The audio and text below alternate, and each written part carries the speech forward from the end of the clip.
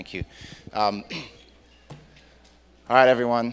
So I have been asked to just share a little of my testimony because some of you said, Pastor Myers, we don't know the story. So I'm just going to take a very little time because I don't want to take a whole lot of time because there are other testimonies that want to be shared. So 2 minutes. The VP gave me some extra time. So when we got our record deal in 1992 or 93, almost our whole group left Virginia State University. We came to New York City, and we just began partying. We were all, at that time, I had red dreadlocks, long red beard, and my name was Yoda. And our crew was called the X-Men. And as the X-Men, we all had, dreadlocks and just everything. We were headed towards fame. We were headed towards, and we were just, all that we had seen on TV. Yeah. He's going to make sure I'm telling this right?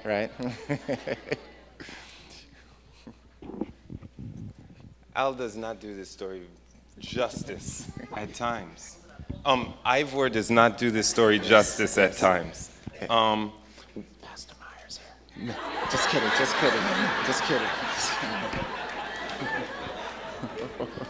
Just kidding. You can call me Al. Isn't that a song? Yeah, I affectionately call him Al. It is the family one name. of the names that he has. I will tell you a funny thing is that this young man with his long red dreadlocks, because his hair is not black like ours, it's really reddish and he's a good-looking guy.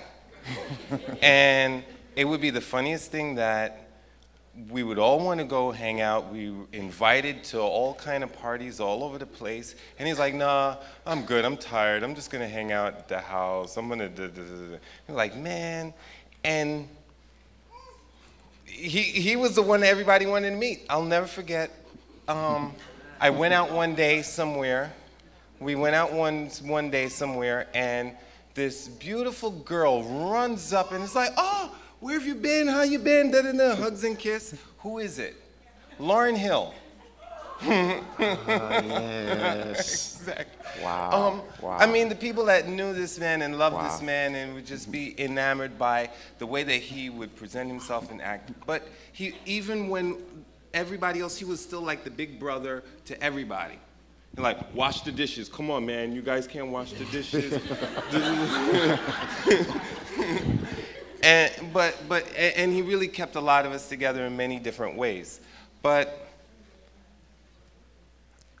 it was always trying to be cool in front of him. And it was the toughest thing, and being put on the spot because I'm at the moment the cool guy right here, And he and another member of the group put me on the spot as to who God is, who is God, and what is the Sabbath. Because we were asked about, I was asked about, all of us had dreadlocks, and you have to think about it, there were not just their music group, but two other music groups with, I think, at least 13 different guys with dreadlocks. And you can imagine some of the things that may take place amongst that group. I will not speak of. But Pastor Myers really did put, he really did put a nice little a twist to our lives. And the real thing about being presented with the Sabbath is that none of these guys really at that moment just turned around and was like, ah, yeah, whatever, and go on with life. There was this pretty much okay, we're stuck in this life, but how do we change from this? How do we move from here? And what do we do? What do we go on with? And it was the question that was posed that very same night that the Sabbath came into our conversation, and God came into our conversation, and Christ came into our conversation. And it was, where do we go from here? What do we do now?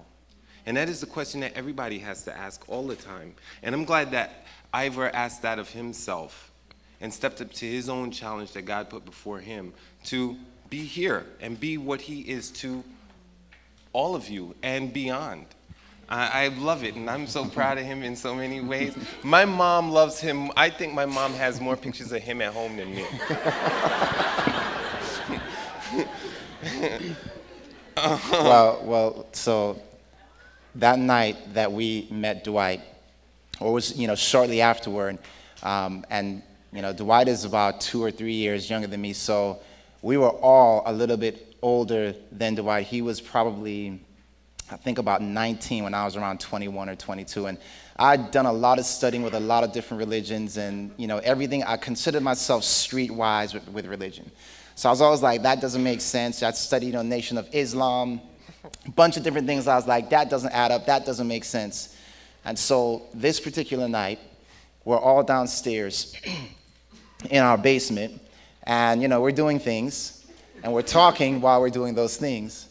And he wasn't doing things. Yeah, and so the conversation comes to the place where we're talking about the New World Order.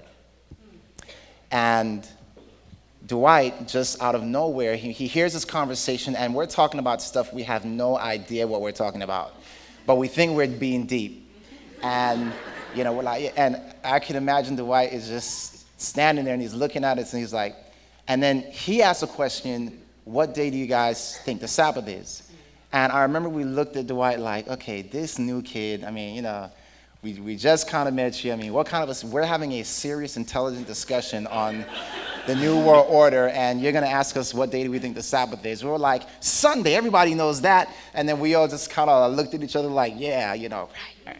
And Dwight's like, think again. And we're like, what, think again? And he's like, what's the first day of the week? And we were like, Sunday. And we were like, high-fiving again. And then he was like, what's the seventh day of the week? And we were like, Sunday. Like, wait a minute. And I remember that Dwight just basically from memory began to break down Bible prophecy, Daniel 2, Daniel 7, like all in that. And we are sitting there like dumbfounded at what we're hearing. And then Sean went and got his Bible. And we just started a Bible study, like right there. Like 20 of us, I don't know what it was, but we just, and from that night on, almost every night. It was a regular thing. It was a regular thing. Bible study 2, 3, 4 o'clock in the morning. Now I got to tell you this. I love this story because I don't even know if Dwight knows this, but like I was so impressed by Dwight. I think we were all so impressed by Dwight that I say like Dwight could have like totally deceived us because had he told us that he was the Messiah, we would have been like, yeah, that's right. Nobody knows the Bible like this guy, man. And we would have been his disciples like, don't touch him. What? We got him, right? So after all this study, and we're like, Dwight, what are you? And he was like, I'm a Seventh-day Adventist. And we were like, what is that? We had no clue. We had never heard the term Seventh-day Adventist before. And then we went to church that weekend. We went that weekend. We were like, we said, Dwight, this Sabbath we're coming to church with you. And that Sabbath, all of us walked a couple blocks to go to church. Walked up into the church. When we went to church, they were like, okay. 20 of us walking up in the church. No, not everybody went that first Sabbath. Okay. It was like you, Mondo, Sean, Andrew, me, Black Al, and Courtney. Well, there were a lot of names. Yeah. So we walk up in the church, And the people are looking at us like, what in the world? Who is this? And I remember that when we sat in that church, and I don't know if you remember this, Dwight, but literally anything the pastor said, we were like losing our minds. We were like, what? Jesus is God? Wow! And I remember everyone was sitting around like this. And we were like, did they not just hear what the pastor said about tithe? And I say this all the time, it's the same thing today. What? This man was so animated. We would have a Bible study at church after the divine sermon and service had let out. There would be like about a half an hour space of time, and there would be a Bible study. And he was so animated in Bible study. He had like 1 million questions. He would write down his questions from the week, from what he had read during the week. He'd be like, all right. I know we're talking about this, but what about Job, when Job was talking to God, and it would just be a lot of different things. And it is my biggest thing for all of us, is that, one, you must question and you must ask questions so that you can get answers, so that you can understand. And it is what our God designed for us. He designed this world for you to look and be curious and ask questions. He designed and wrote the Bible so that you could ask questions and so you could get answers. And if you do not have that inquiring mind, that is when you need your teachers to motivate you to ask questions so that you can learn. All right? And in that, I'm so glad that we all found each other and we got our little place in this life. Praise God. Praise God. Anyway, now you know a little more of the story. So, again, praise God. I will say it all the time. Dwight, we don't talk often, but when I call him, you're going to find this hard to believe. I don't say a word. I sit there, and I just let him speak, and I'm just like, wow. And I'll sit, and I'll just listen, There are moments that it goes the other way, too. Yeah. But Amen. You know what? I know Pastor Myers this much, all right? This is hard for him. It's hard for him. Yeah. That even though we came up here and I'm speaking and we're saying something, that he came up here tonight with a point for all of you out of this. Not just to be standing here and saying something on stage, but for you to learn and to get something from it. There's very little that comes out this man's mouth that is idle. And I hope that you get that and you understand that. Very careful thought and planning goes into almost in everything that I see him do. Even within his music.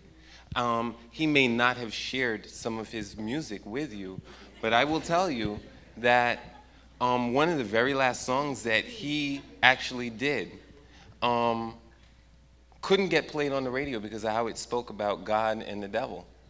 I mean, it started off, I beheld Satan fall as lightning from the heavens.